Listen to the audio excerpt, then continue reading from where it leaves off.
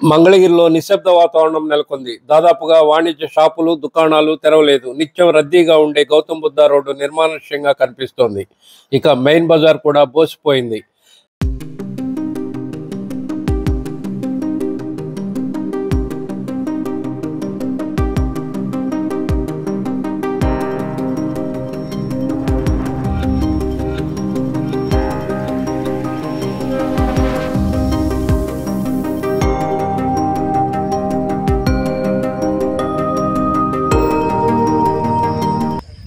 Echo పార్కులో వాకర్లు ఉదయం వేళ రచ్చబండపై కూర్చొని పిచ్చాపాటి రాజకీయ సంభాషణలు జరిపారు.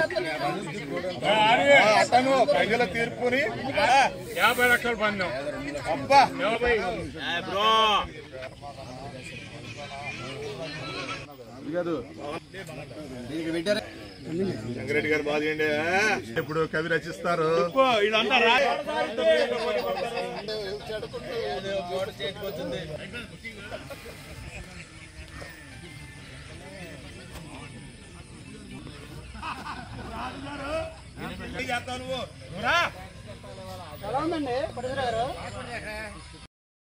ఇక కౌంటింగ్ కేంద్రమైన ఆచార్య నాగార్జున యూనివర్సిటీకి ఉదయాన్నే వాహనాలు బారులు తీరాయి. ఉదయం 8 గంటలకల్లా కౌంటింగ్ ప్రక్రియ ప్రారంభం కానుండటంతో ప్రధాన రాజకీయ పార్టీల కౌంటింగ్ ఏజెంట్లు ఉత్సాహంగా తరలి వెళ్లారు.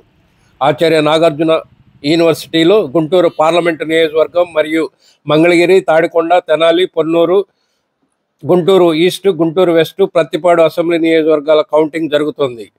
తొలుత పోస్టల్ బ్యాలెట్ ఓట్లు లెక్కింపు జరిగింది. పోస్టల్ బ్యాలెట్లలో తెలుగుదేశం, జనసేన, బీజేపీ అభ్యర్థులు ఆధిక్యంలో ఉన్నట్టుగా వార్తలు అందుతున్నాయి.